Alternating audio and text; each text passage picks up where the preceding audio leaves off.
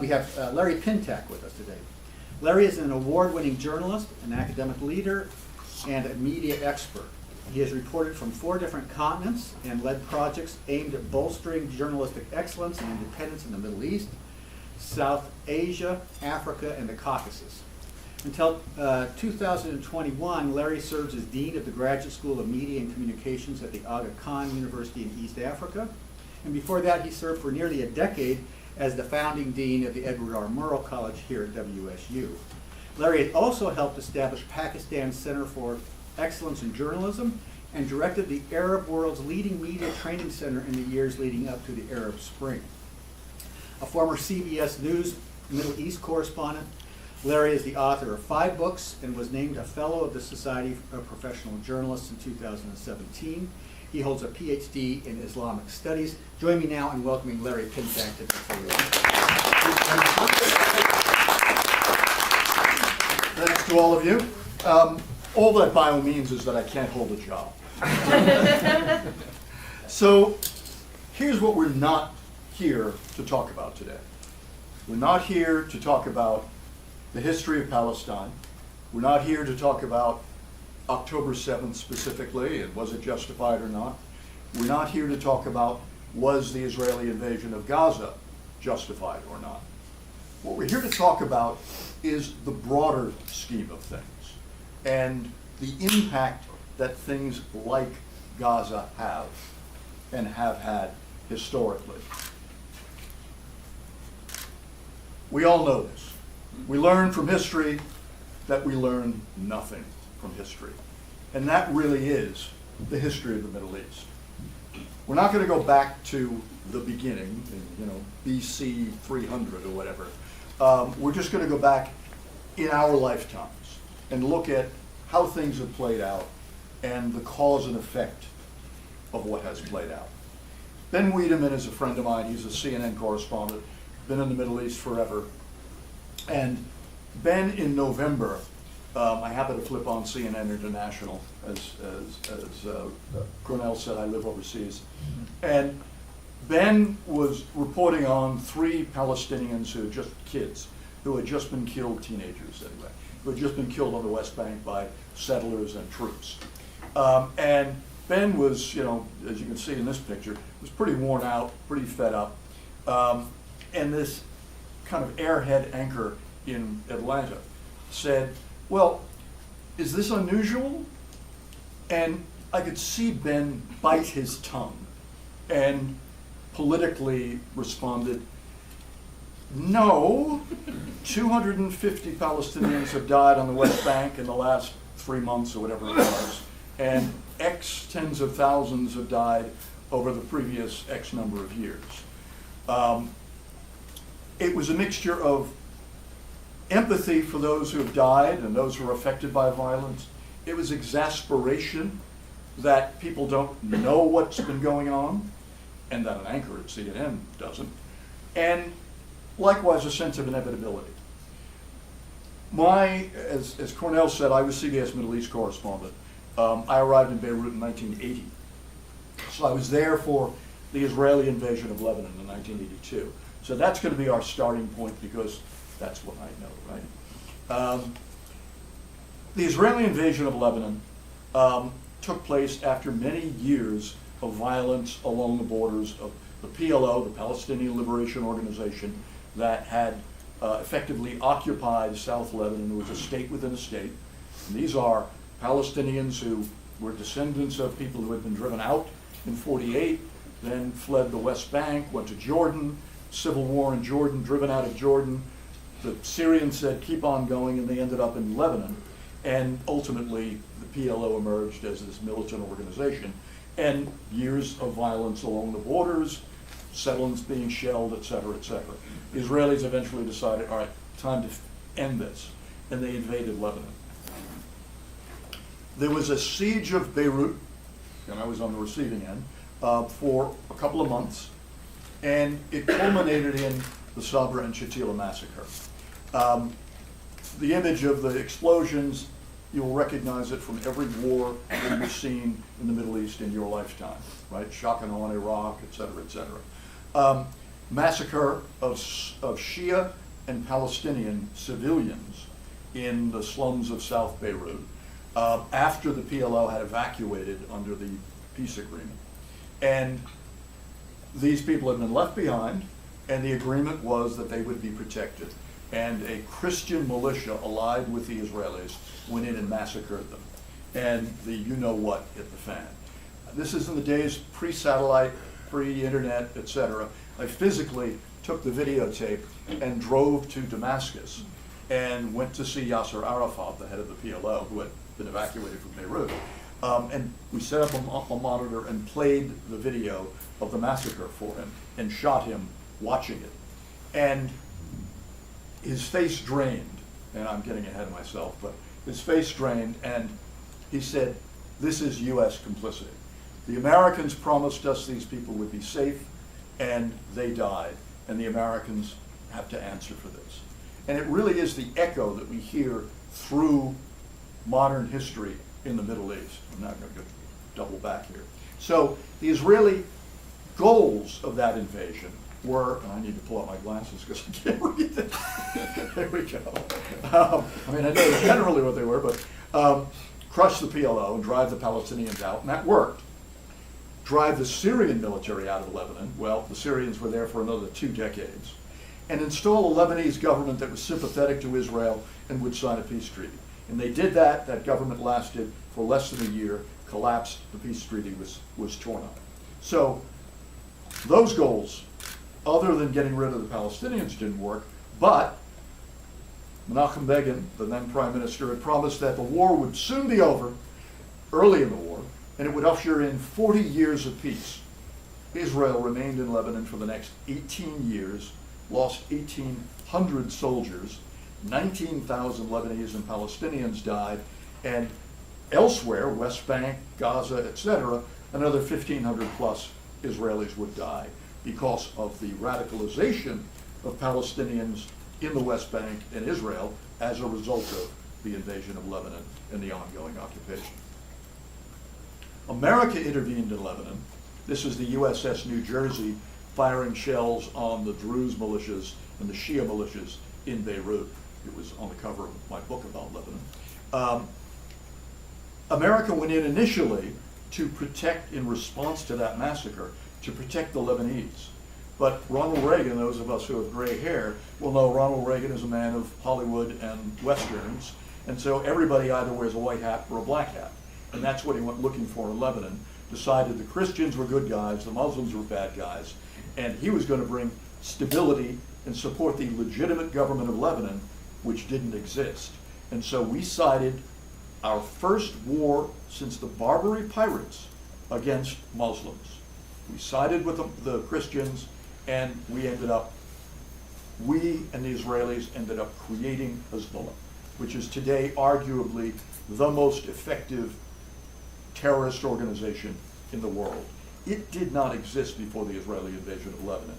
It is a product of the Israeli invasion of Lebanon and the American intervention that put America at war with the Shia and other Muslims, and resulted in this. Marine barracks bombing in Lebanon was a traumatic, 241 Americans killed in this blast on an early Sunday morning. I was literally shaken awake in bed at 6:04 or whatever it was a.m. by the explosion, which was 3 or 4 miles away. But that's how big this was. And that was the beginning of the end. This is the birth of modern anti-American terrorism in the Middle East. That bombing, and preceded that was a bombing of the embassy in Beirut, and then we'd see another embassy bombing, and then we would see the kidnappings of Americans. This is a good friend of mine, Terry Anderson, who spent 7 years chained to a radiator as a hostage, as a result of all of what we've just talked about. I went and saw the man responsible for that, who was the Iranian ambassador in Damascus, who was pulling the strings on all of these bombings and kidnappings, and I went to interview him, and I put in a plea for my friend who was chained to a radiator at that point for maybe a year. And Motashamipur, this guy, said, we think that as long as America looks to Israel in a special way, and prefers it to all other countries, there will be difficulties. You'll notice his hand, it's missing fingers. His other hand is rubber, because he opened up a package in his office in Damascus that the CIA had sent him, and it blew up in his face. Blew off one hand, blew off part of the other hand. So, violence begets violence, invasions beget invasions, and terrorism, radicalization. Afghanistan. George Bush, shortly after the invasion of Afghanistan, said, "Our military went to Afghanistan, destroyed the training camps of Al-Qaeda, and put the Taliban out of business forever." Well, we know how that story ended, right? The Taliban are back, more powerful than ever before. The cost of our invasion of Afghanistan, 70,000 Afghans dead, 79,000 Afghan and Pakistani allied troops, our allies, dead, more than 6,000 US dead, and $2.3 trillion. And the end result, a radicalization, and we're back to the Taliban with a whole new generation of Afghans who have been radicalized. Iraq, the establishment of a free Iraq at the heart of the Middle East will be a watershed event in the global democratic revolution, Bush said in 23, standing in front of that infamous mission accomplished banner on a US warship. We know how that story ends. 2 decades later, 300,000 civilians have been killed, 1 million internally displaced, 4 million still today in need of humanitarian assistance, 4,500 American military, et cetera, et cetera, et cetera. And a whole new generation of Iraqis who've been radicalized. And just as Lebanon produced Hezbollah, Iraq produced ISIS, one of the most vicious terrorist organizations we have ever seen. Violence begets radicalization. Israel invades Lebanon, Hezbollah is born. The US invades Afghanistan, the Taliban are back in a new generation. The US invades Iraq, ISIS is formed. So, we have to ask ourselves, what happens now? Again, we're not talking about the horror, the slaughter of October 7th. We're not talking about whether the Israelis were justified in invading Gaza. We're talking about what happens next, the day after, as the political analysts say. What happens tomorrow in Gaza? We heard what George Bush said in multiple places. We heard what Menachem Begin said in Lebanon, and we hear what the Israeli government says now. Gaza will be demilitarized and will never again become terrorized. You can take that with a large bucket of Dead Sea salt. Gaza is today a graveyard. The UN, UNESCO has called it a graveyard for children, a living hell for everyone else. Children alone, we're now at 30,000 dead. The people who know this stuff claim that about 2/3 of that is kids and women. More than 1,200 children dead, says Save the Children. 2.3 million Gazans on the brink of famine. That's most Gazans. 1 in 6 children under 2 in northern Gaza severely malnourished. We have had children die in the last few days of malnourishment. 85% of Gaza's population are refugees. At least 25,000 children have lost at least one parent. What creates a terrorist? In the decades since 9/11, the US government, the Israeli government, European governments have spent tens of millions of dollars researching this question of what creates a terrorist. And most of the conclusions come down to exposure to violence. One study of suicide bombers, these are, quote, successful suicide bombers and others who were caught by the Israelis before they could pull the trigger, as it were. In almost every case, these potential bombers had a relative or close friend who was killed, wounded, or jailed during the Israeli occupation. Again, we're not here to talk about is the Israeli occupation justified or not. We're just talking about outcomes. An EU report before this conflict found that 91% of children in Gaza suffered from PTSD. 91% before October 7th. Here's an image from 2015 on the West Bank.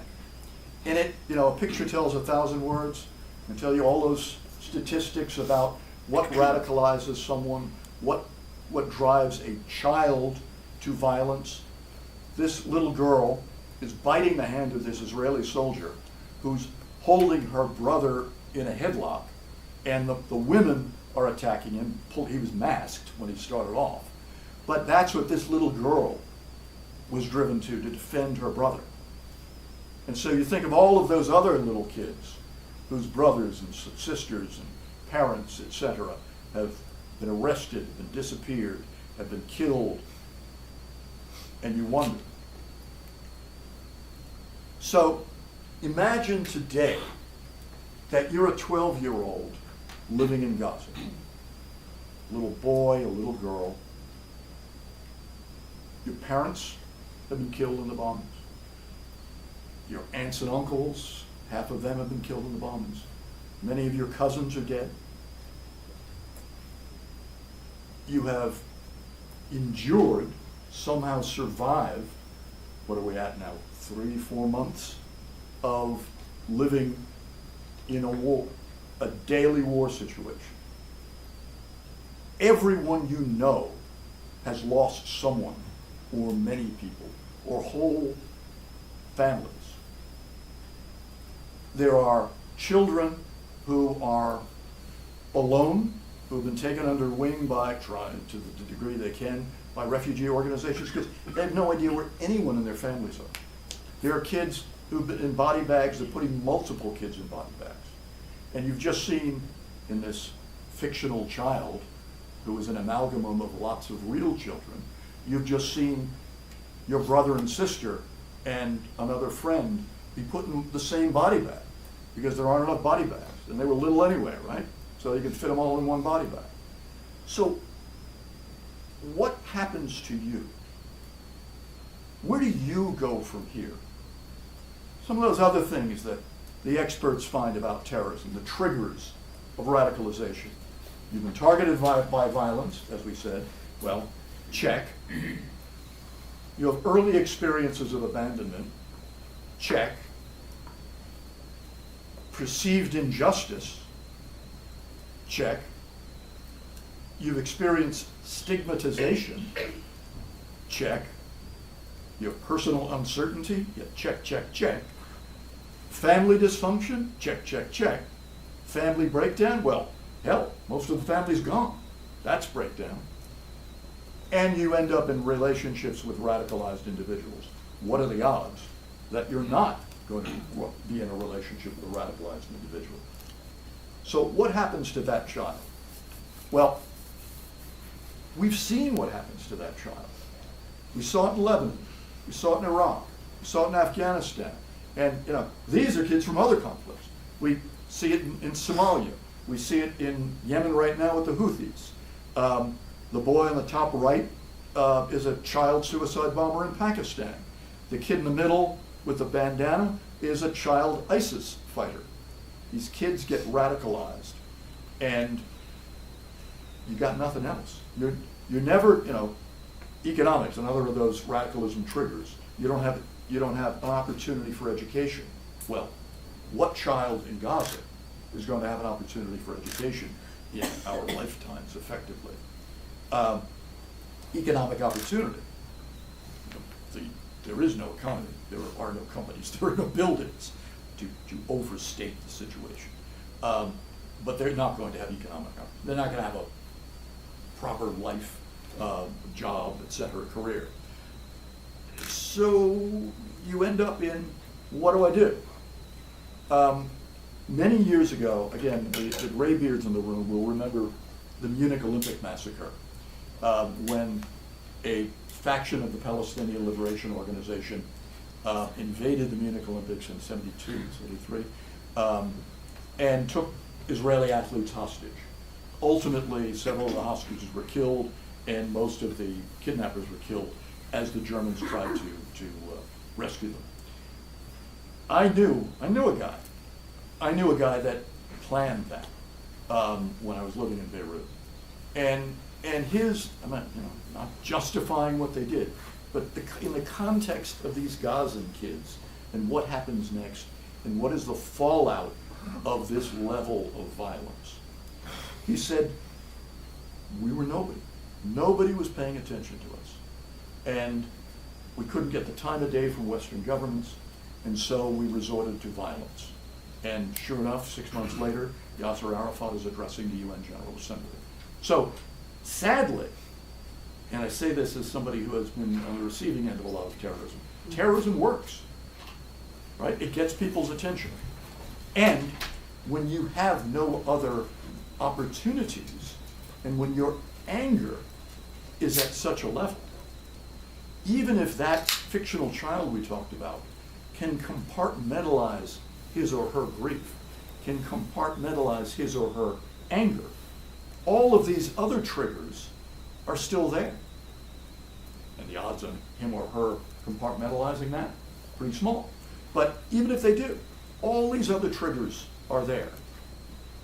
So, right up to today, and this is literally this from the New York Times this morning, you will all know about what happened. Well, maybe all of you don't know.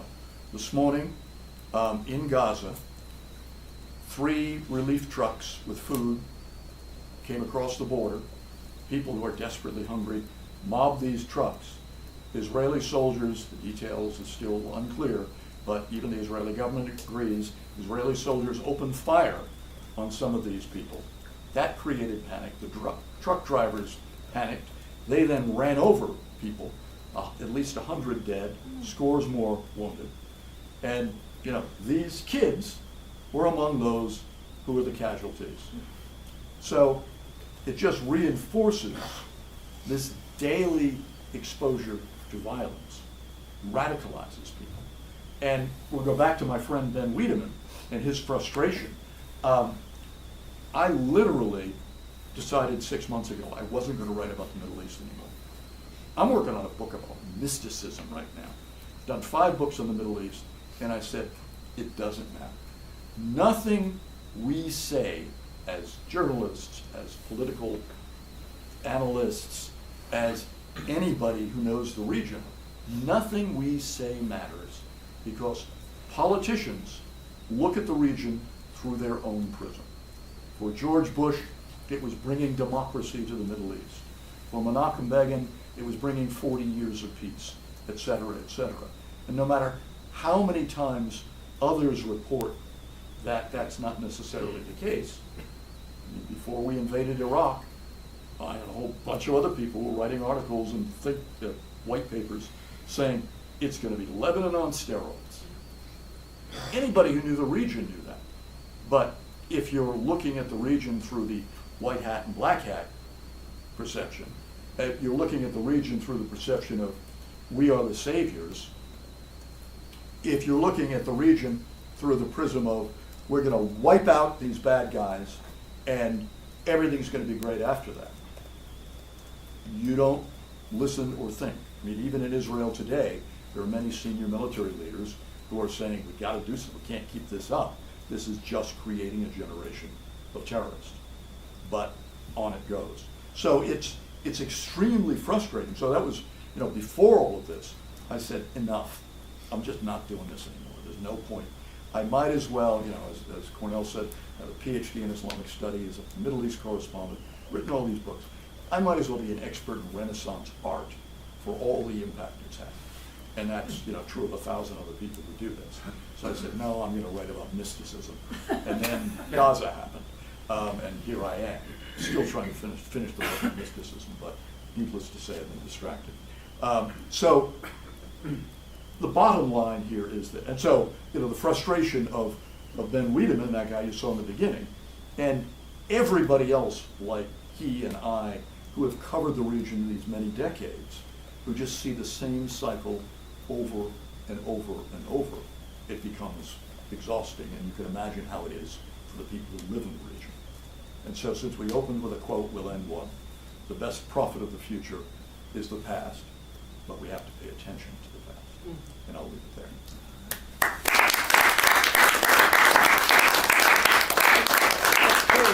We've got about half an hour for some Q&A.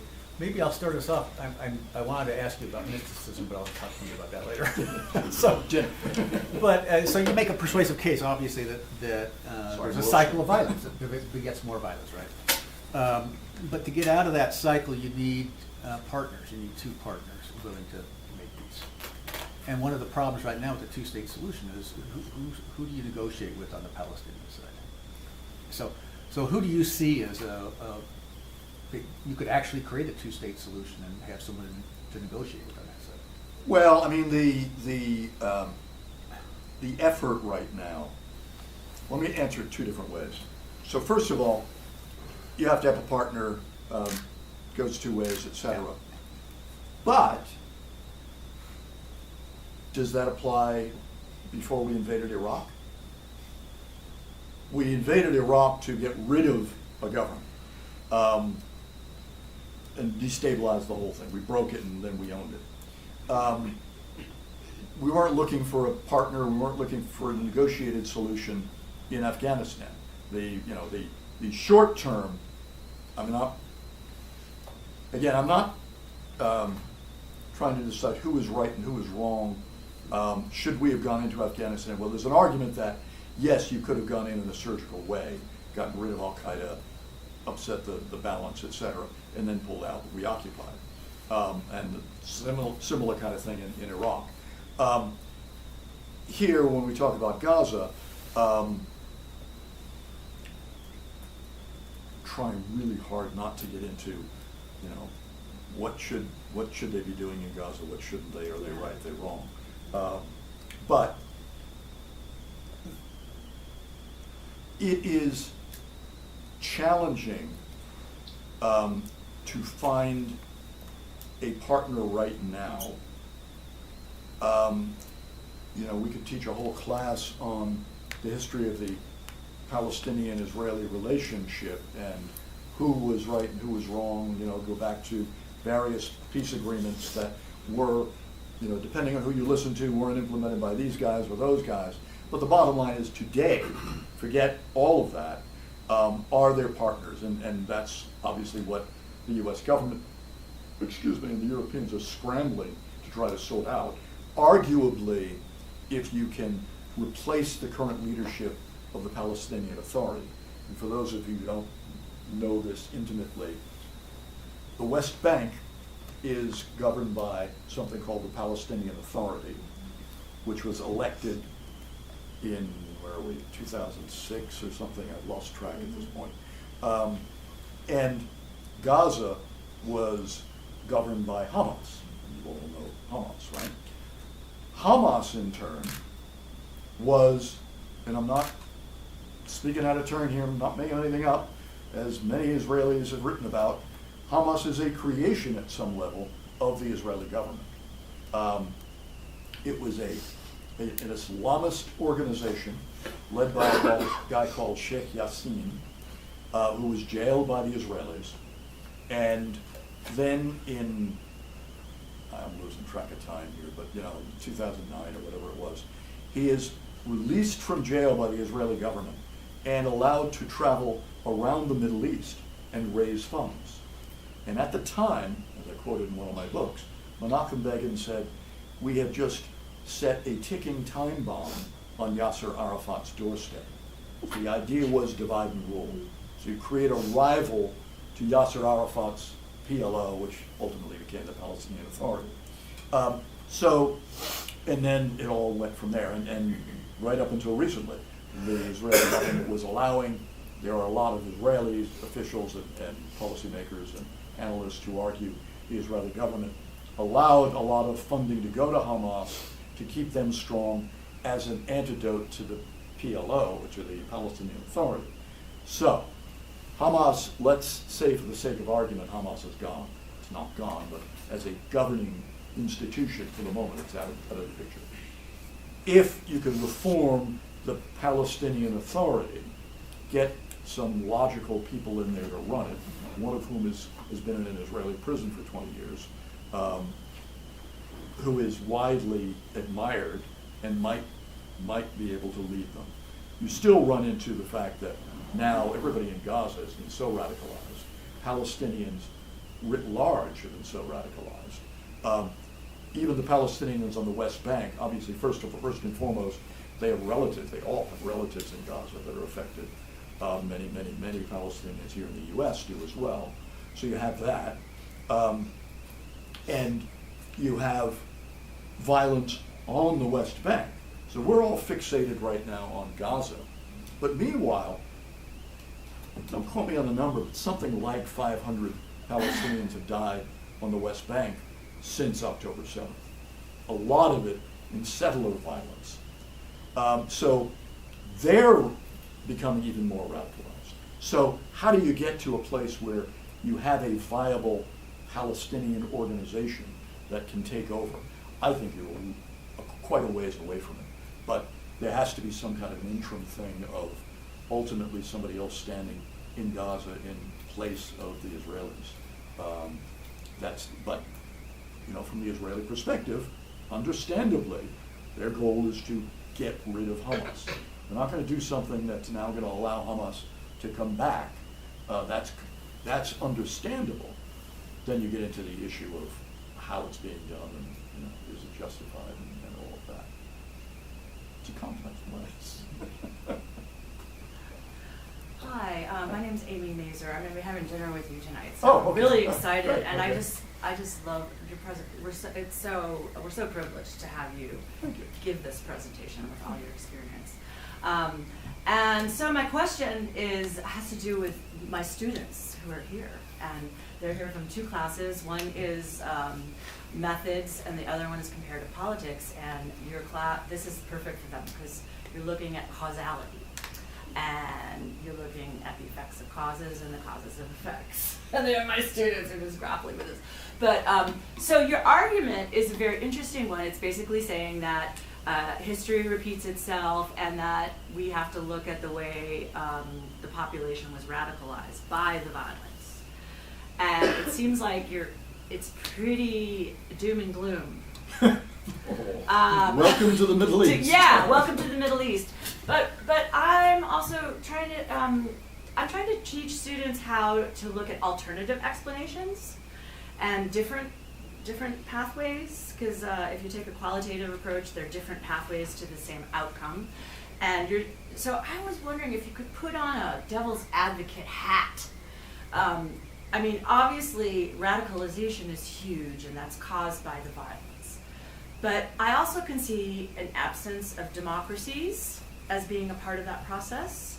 But also, we did have some peaceful times and sort of de-radicalization in this run-up to this awful reanimation of violence. And so, is it possible to have de-radicalization? I'm a French politics specialist. I live in France.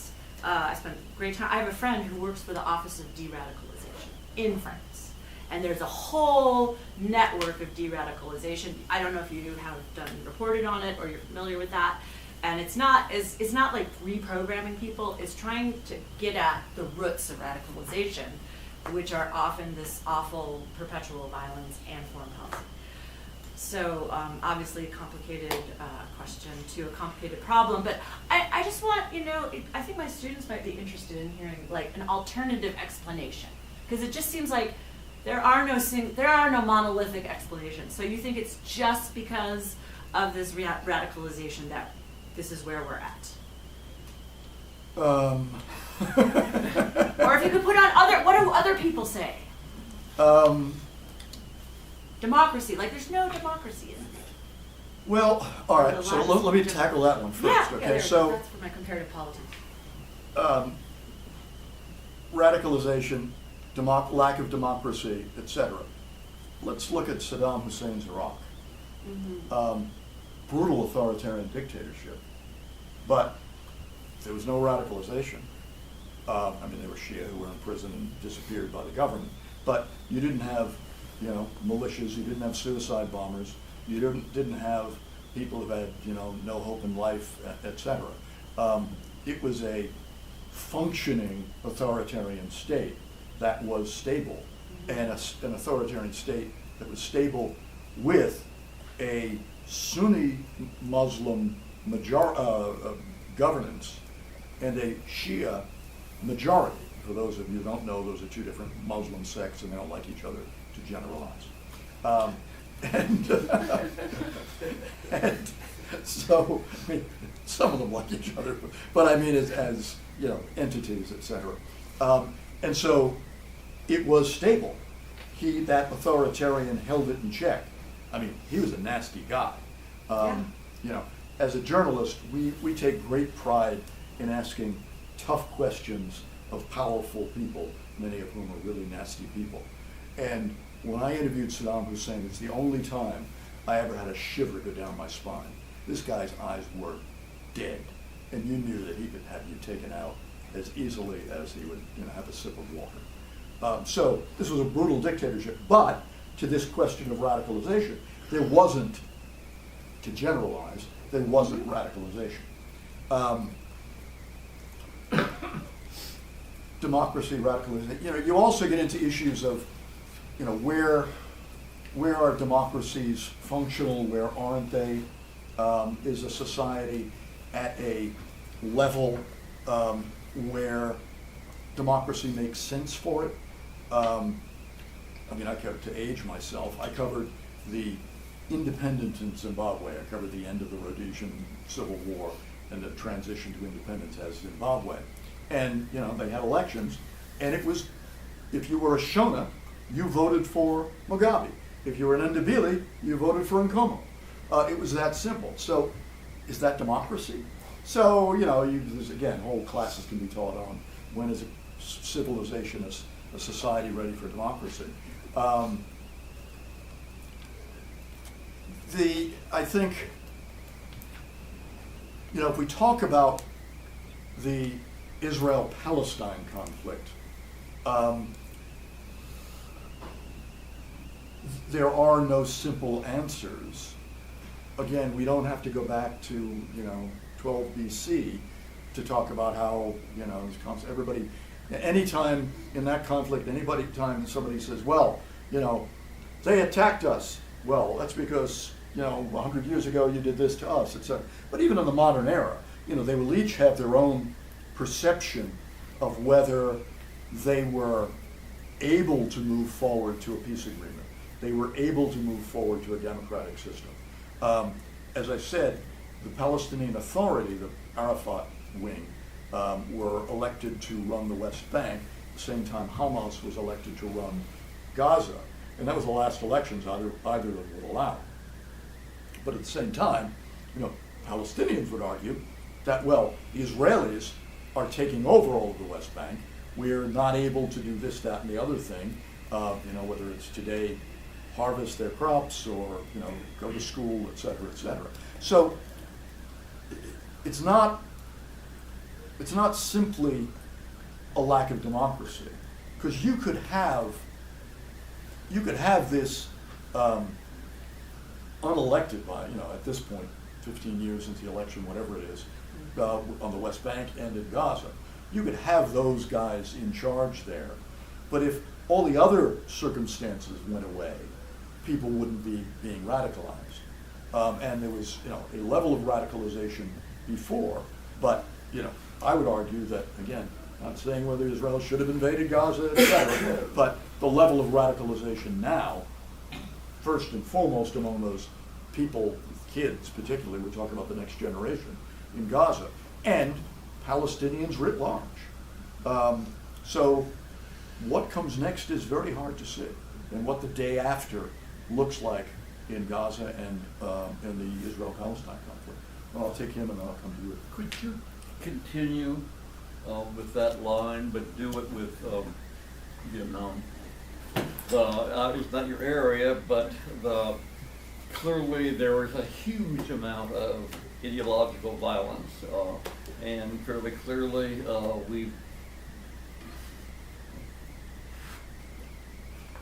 it seems much more stable now, and does that offer anything in the way of a possibility? That is, we finally get out, lose, and then... Yeah, I mean, it does, but yes, and no, it's not my area of expertise, and luckily the year I drew that low draft number was the year the draft ended, so I didn't go to Vietnam. So I chose to go to wars as a journalist. But there's an analogy of Vietnam to Iraq or Afghanistan. There isn't to Gaza, because, it's Israel here and them there. We left, and then it all sorted itself out, and they built a thriving country, etc.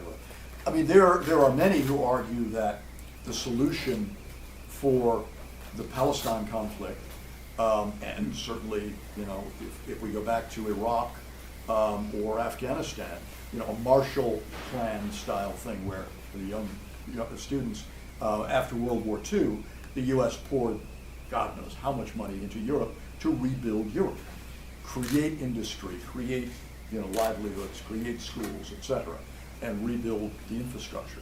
So you could argue that if we had done that in Iraq right away, or we had done that in Afghanistan, maybe there'd be some hope.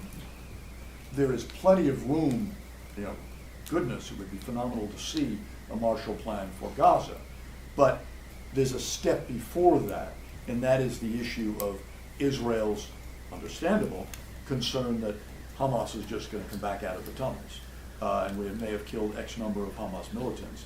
And by the way, this war, what you're seeing now was absolutely Hamas's endgame. There's no two ways about it. When they carried out that horrible slaughter on October 7th, it wasn't just to kill 120 or whatever Israelis. It was to spark an Israeli overreaction response, from their perspective, overreaction, but an Israeli military response that would then galvanize the Arab, much like my, quote, friend who organized the Munich Olympics attack. It was planned to galvanize support for Palestinians. And this was galvanize support and rally people against Israel. What's happening now, what we see on TV every day, is a Hamas blank, fill in the blank dream. This is what they want to see, because this has galvanized, even the American Jewish community. Many are turned against Israeli policy, and it's galvanized the world, and certainly many young people, et cetera, et cetera. It will impact the American election. And this is exactly what Hamas wanted. And they wanted to kill the peace plan that Trump put in place. So there was a peace plan that was in the works, that had been created under Trump, that was still moving forward, that was basically going to be a peace between Israel and the Arab countries, the Arab Gulf countries, and basically at the cost of the Palestinians. And this was designed to kill that in its tracks, and it did. And so every day that we see these images on television, put aside the whole issue of radicalization of the kids there, the other Palestinian kids, every day is also playing into the public relations campaign that Hamas wanted to see happen. Let that young girl have a question. I feel like it's very common to do acts of terrorism as being religious, but then when we looked at how these terrorist groups came about, and it's much more of the U.S. or just other political conflicts, and then we looked at how easy it is to be radicalized. So why would you say that it's the case that when there's a terrorist attack, it's about whatever, jihad and everything? What would you say is the place of religion in this conflict? Because it seems like there's so many layers to this, and I'm just unsure if it's religion is the main basis, or is it just the relation and the power conflict that there is in the region? Very good question. it's complicated. All of those factors are factors. But, I mean, look at Gaza right now. This isn't Muslims against Jews. You know, there are many Palestinians who are Christians, and they're as angry and they're dying as effectively as the Muslims. So this is not a religious conflict. This is a territorial conflict. This is a national conflict. The Palestinian nation, as it were, versus the Israeli nation, as it were. But sometimes, you know, certainly we've seen through recent history, it is religion that is driving it. It is, you know, Muslims against, you know, it's always kind of Muslims against Americans in terms of ISIS and Taliban, etc. But, you know, then there's internecine violence. Look at a lot of the violence that's going on in Afghanistan right now, and Iraq is sectarian, Sunni versus Shia. So it's not Muslim against Christian or Arabs against Americans. It's internecine, and there's lots of iterations of that. So it's all of those things. But why do we automatically associate terrorism and Islam? Well, you know, read my last book called America and Islam. We have what's the word I'm looking for? We've seen Muslims as bad guys through American history. I mean, from the Revolutionary era, you had these colonial era preachers who would fulminate against Muhammad and the Muslims. You had Thomas Jefferson and several of the other founding fathers were, in campaigns, were being portrayed as being an incarnation of Muhammad. So this goes way back. It's kind of, you know, an underlying thing in our society, and then it pops up to the fore periodically. You know, 9/11, obviously, and then various times since, and, you know, certainly in the, we lose track of time, the 2016 election, where Donald Trump, you know, absolutely made that a war against Muslims, among other people. So, yes, we associate, and some of the biggest terrorist acts have been by Muslims, and you hear the, you know, Jihad al-Akbar, etc., when the suicide bomb goes off. So that's why we associate it. But, you know, go all the way back to bin Laden. I mean, bin Laden, yes, he's a Muslim, obviously, but he was, and by the way, he was inspired by the Lebanese who blew up the American military barracks, Marine barracks. He told Imad Mughniyeh, the guy who was running that terrorist cell, he told him that he admired their work and he was going to replicate their work. But this wasn't a battle for Islam that he waged. It was a battle against U.S. imperialism. And it, you know, he effectively worked with the Americans in Afghanistan when we were fighting the Soviets. And he would cooperate with, you know, kind of two levels of separation, but cooperated with the CIA and others in getting these recruits from all around the world into Afghanistan. The word Al-Qaeda means, one translation is the base. And there are various interpretations of what that means. But one of them is that it's the database. He kept a database of every would-be jihadi that arrived in Pakistan to go into Afghanistan to fight the jihad against the Russians. You know, it was, okay, name, you know, what country you're from, what village, what's your mother's name. So he had all of this so that he could then use them later. And it was only when, really getting complicated, but when Iraq invaded Kuwait and the Saudis panicked because they figured Saddam Hussein was coming into their oil fields, and they called the Americans for help. Osama,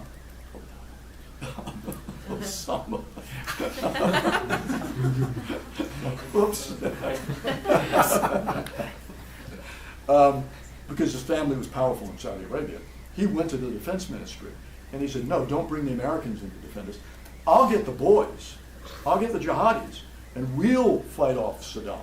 And, you know, the defense minister said, let's say a bunch of ragtag jihadis or the American military. Well, I think I know where we're going. So, and Osama agreed to that under the understanding, the assurance that the Americans would leave within a year of the war ending. And then they didn't. And that's what set him off. And that's what ultimately had him turn against the Saudi regime and the Americans, and ultimately led to 9/11. So that wasn't about religion. That was about American policy. I mean, religion in that he said, well, you know, you can't have these infidel troops in the Holy Land. But that was the only kind of religious aspect to it. He wasn't fighting against the Christians. Sorry. I have a question about American policy. I Don't we all? don't quite know how to frame it. I remember vividly the Lebanon fiasco, and I subsequently had a chance to work with a Marine Lieutenant Colonel who was part of that expeditionary force. So he had come to believe that the American expedition was a kind of gesture for domestic politics because they had no mission. It was, Well, Sorry, that's not my question Okay. really. And then I saw recently on the internet, which you know we can all trust Absolutely. implicitly, that Petraeus has recently said that you know he was not at the top of the hierarchy back in the day in the second Bush administration, and he said the talk was that the Defense Department leadership, Rumsfeld, so on, were talking about not just invading Afghanistan and Iraq, but 6 other countries. Do you know about that? I don't know.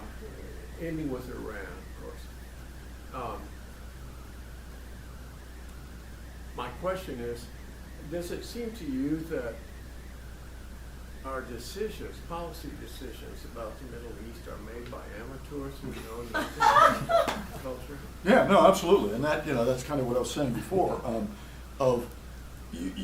As a quote expert on the region, you know, you can write all the stuff, all the white papers. Nobody reads them. Nobody reads them, all, you know, because Bush was convinced, and the cabal around him, their agenda was to remake the Middle East in their image. So they weren't listening to anybody like that knew anything about the region.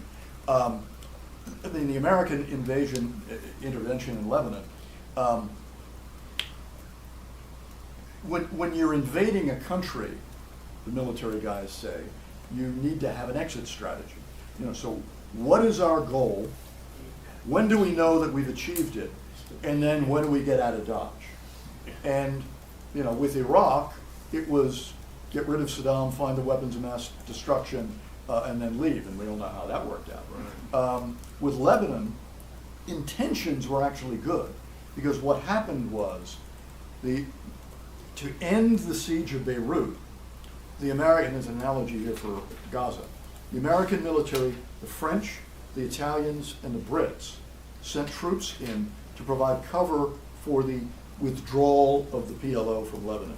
And ships came in and took them all off to the sunset. Then they left. So they had an end game. They achieved their goal. We're done. We're out of here.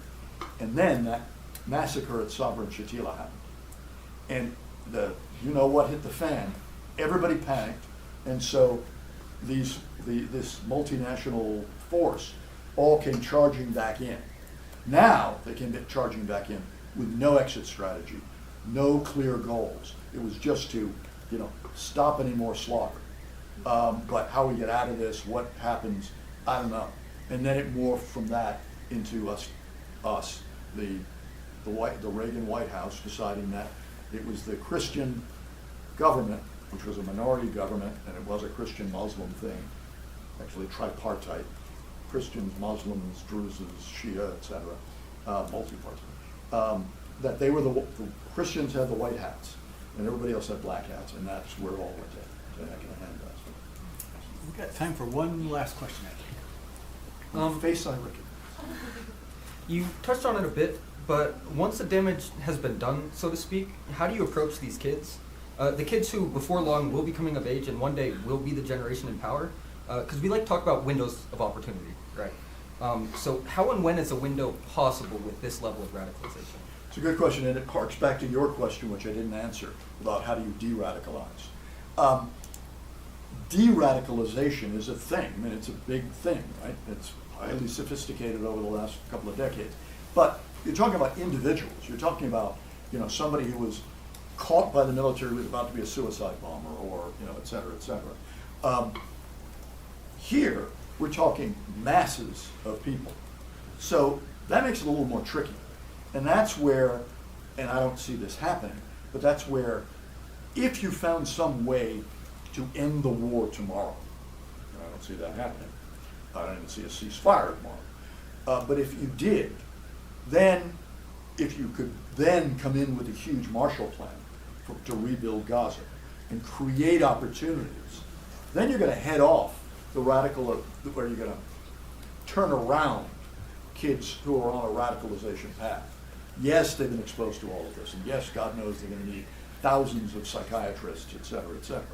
But if at least you can rebuild the school, so they're going to go back to school, in the fall, you create businesses, you build new hospitals, so that now there is a path to life, as opposed to a path to hopelessness. You make a big start. And then you can start dealing with the kind of one-on-one de-radicalization. Okay, with that one little glimmer of hope, that might be a good place to stop. Let me thank all of you for coming out today, and join me now in thanking Larry for a great